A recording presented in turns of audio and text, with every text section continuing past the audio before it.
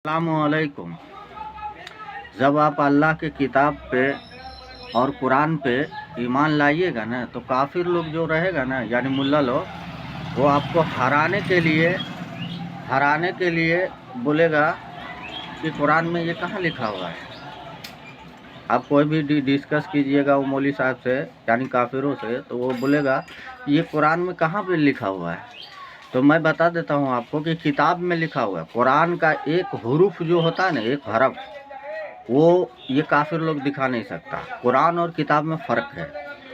इसलिए मुल्ला लोग से ना डरें और कुरान पे मेहनत करें। कुरान को सुने अपनी ज़ुबान में, अपनी ज़ुबान जो भाषा आप समझते हैं, और उस भाषा समझने के वजह से आपको अल्लाह से डर पैदा होगा। और जब अल्लाह से डर पैदा होगा तो आप अल्लाह की ज़ात की पैरवी कीजिएगा। तो मुल्ला लोग से ना डरें, क्योंकि कोई भी मुल्ला कुरान का एक हरफ नहीं दिखा सकता है। किताब में हरफ है, आयत है, रुकू है, सजदा है। कुरान में एक हरफ नहीं दिखा सकता है। किताब में सब कुछ लिखा है, कहाँ रुकू है, कहाँ सजदा है, लेकिन कुरान में नहीं। कुरान सीने में, जैसे रूह को किसी ने नहीं देखा, उसी तरीके से कुरान को किसी ने नहीं देखा। तो आपको समझ में आए, इसीलिए मैं ये वीडियो पोस्ट कर रहा हूँ। अल्लाह आपको हिदायत दे। कुरान पे मैं जो बड़ा मेहरबान निहायत रहम वाला है। अल्लाह का हुक्म यानी अजाब गोया आ ही पहुंचा, तो काफिरों उसके लिए जल्दी मत करो। और ये लोग जो अल्लाह का शरीक बनाते हैं वो उससे पाक और बालातर है। वही फरिश्तों को पैगाम देकर अपने हुक्म से अपने बंदों में से जिसके पास चाहता है भेजता है कि लोगों को बता दो कि मेरे सिवा कोई माबूद नहीं, तो मुझी से डरो।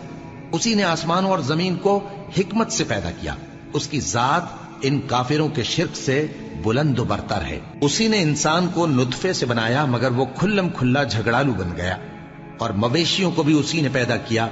उनमें तुम्हारे लिए सर्दी से बचाओ और बहुत से दूसरे फायदे हैं, और उनमें से बाज को तुम खाते भी हो। और जब शाम को उन्हें जंगल से लाते हो और जब सुबह को जंगल चराने ले जाते हो, तो उनसे तुम्हारी इज्जत और शान का इजहार होता है। और दूर दराज शहरों में जहां तुम सख्त मेहनत के बगैर पहुंच नहीं सकते, वो तुम्हारे बोझ उठाकर ले जाते हैं। कुछ शक नहीं कि तुम्हारा परवरदिगार निहायत शफकत वाला है, मेहरबान है। और उसी ने घोड़े और खच्चर और गधे पैदा किए ताकि तुम उन पर सवार हो, और वो तुम्हारे लिए रौनक और जीनत भी है। और वो और चीजें भी पैदा करता है जिनकी तुमको खबर नहीं। और सीधा रास्ता तो अल्लाह तक जा पहुंचता है, और बाज रास्ते टेढ़े हैं। और अगर वो चाहता तो तुम सबको सीधे रास्ते पर चला देता। वही तो है जिसने आसमान से पानी बरसाया जिसे तुम पीते हो, और उससे दरख्त भी शादाब होते हैं जिनमें तुम अपने मवेशियों को चराते हो। उसी पानी से वो तुम्हारे लिए खेती और जैतून और खजूर और अंगूर और दूसरे बेशुमार दरख्त उगाता है, और हर तरह के फल पैदा करता है। गौर करने वालों के लिए इसमें अल्लाह की कुदरत की बड़ी निशानी है।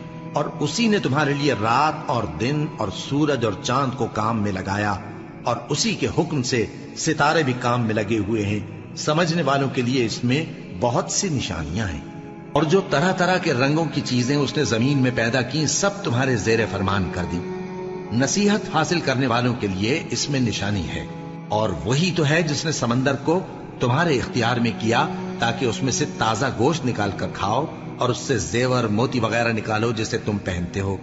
और तुम देखते हो कि कश्तियां समंदर में पानी को फाड़ती चली जाती हैं, और इसलिए भी समंदर को तुम्हारे इख्तियार में किया कि तुम अल्लाह का फजल माश हासिल करो, और ताकि उसका शुक्र करो। और उसी ने जमीन पर पहाड़ बनाकर रख दिए कि तुमको लेकर कहीं डोलने न लगे।